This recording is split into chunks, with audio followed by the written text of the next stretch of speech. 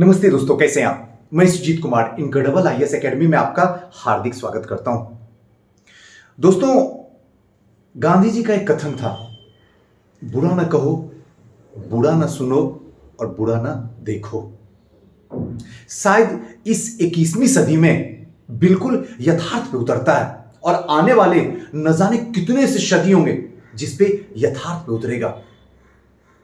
समस्या तब आ जाती है जब ऐसा लगता है कि एक सामान्य व्यक्ति के ऊपर कोई भी व्यक्ति अगर उल्टे सीधे बातें बोलता है तो थोड़ा सा तकलीफ होता है।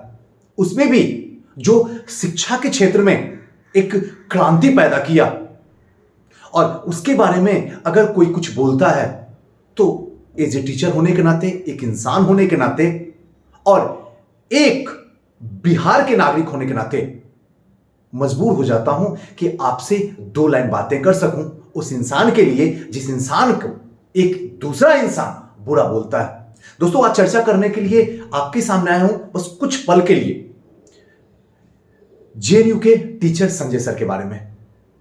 बड़े सम्मानीय व्यक्ति हैं, होनहार भी हैं, वीरवान भी हैं और बुद्धि भी बहुत ज्यादा है और खास करके सिविल सर्विसेज के एरिया में नो डाउट।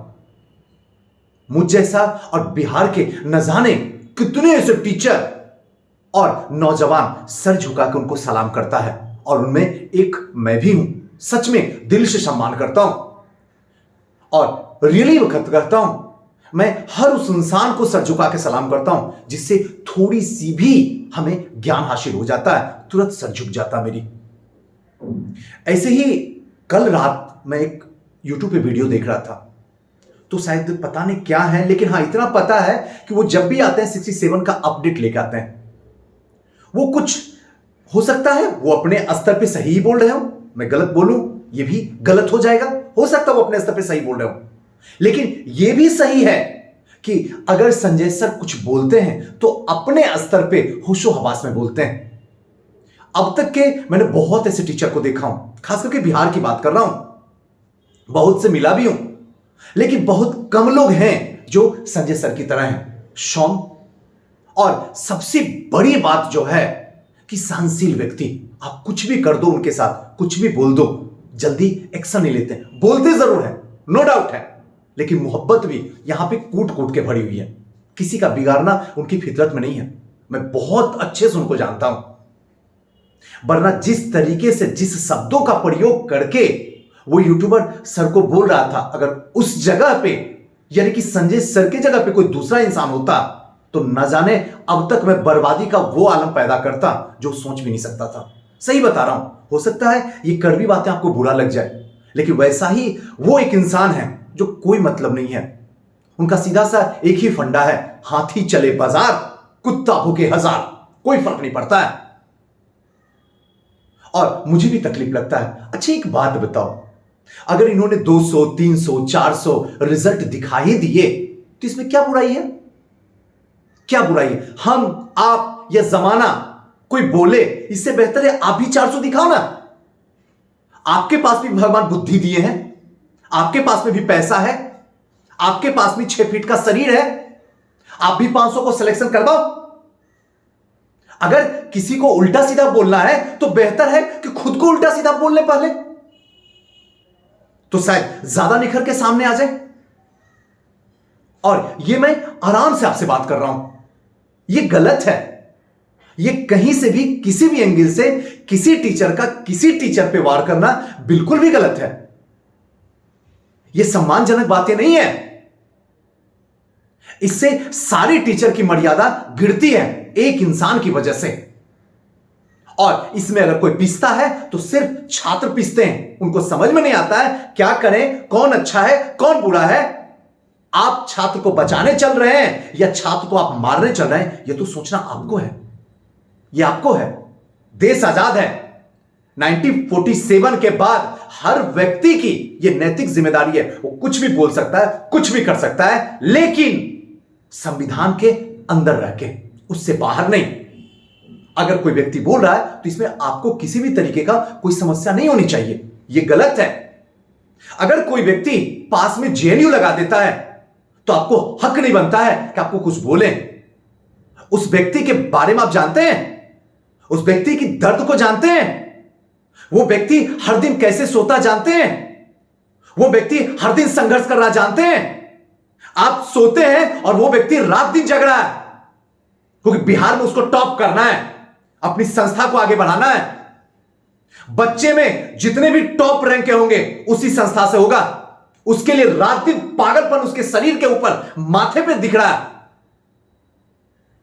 और इसको प्रूफ करने के लिए रात दिन लगा हुआ है। आप में है, और अगर आप में रहता तो आप बुराई किसी भी हालत में नहीं करते, फिर आपको करना होता। लेकिन खैर, यह आपकी मर्यादा है, आपको अच्छा लग रहा हो तो मुबारक हो। जमाना एक ही बात करता है, जो जैसा करता है उसको वैसा मिलता है। अगर कोई व्यक्ति जेएनयू लगाता है तो इंडिकेशन है। ऐसे सच बताओ, ईमानदारी से बताओ, संजय, सुजीत, अमित, दीपक, अजीत, ये हर घर में, हर 2 घर के बाद एक घर में ये बच्चा मिल जाता।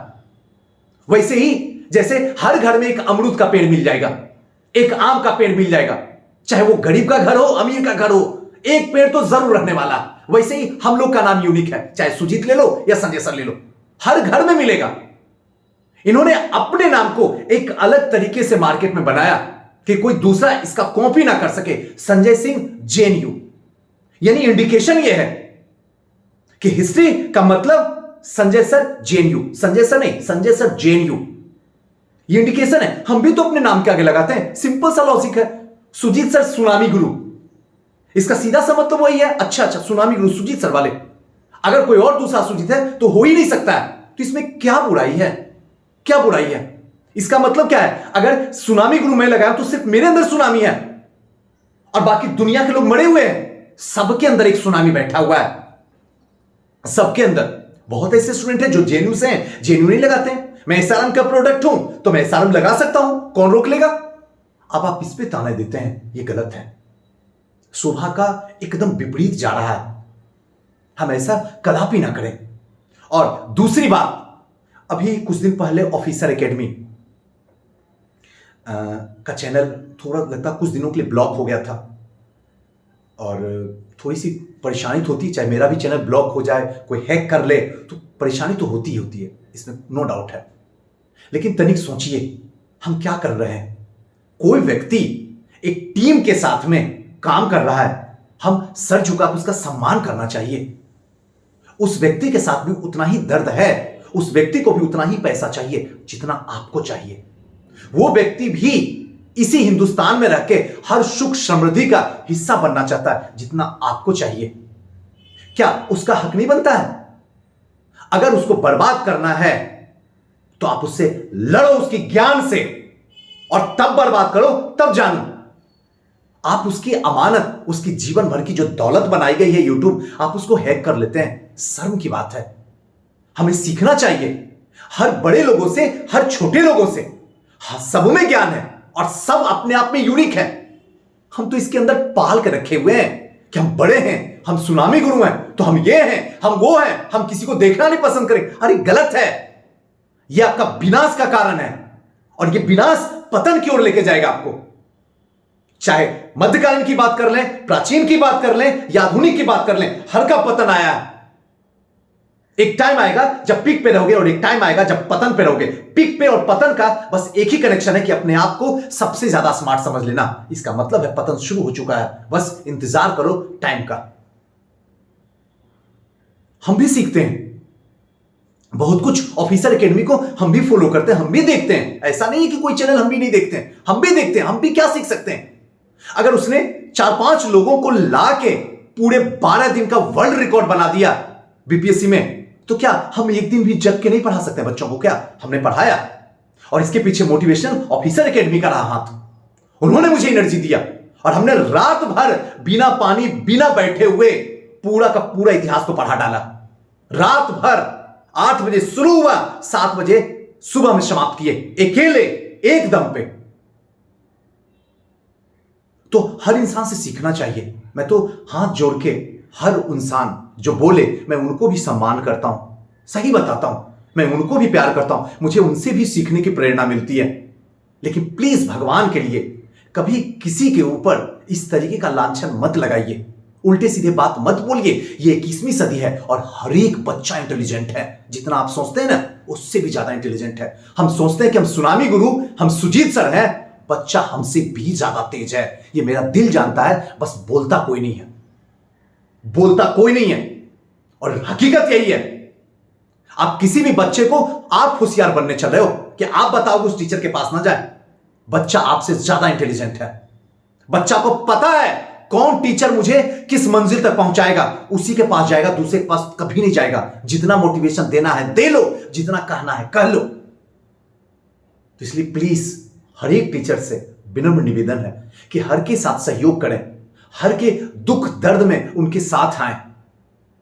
क्योंकि हम लोग अगर ईमानदारी के साथ काम करेंगे, एकता के साथ काम करेंगे, तो हमारा बिहार का बच्चा, बिहार का युवा इस बिहार को खूबसूरत बनाएगा।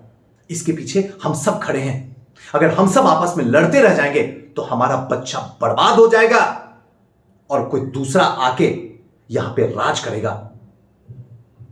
याद रखिएगा, इस बात को हमेशा गांठ बांध लीजिए। इसलिए हम सबको मिलकर काम करना है और खूबसूरत बिहार को और आगे ले जाना है।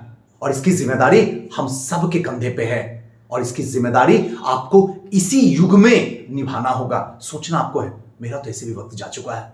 बस इतना ही कहूंगा, सम्मान कीजिए हर किसी का। सम्मान में ही भगवान बैठा हुआ होता है। थैंक यू, नमस्कार।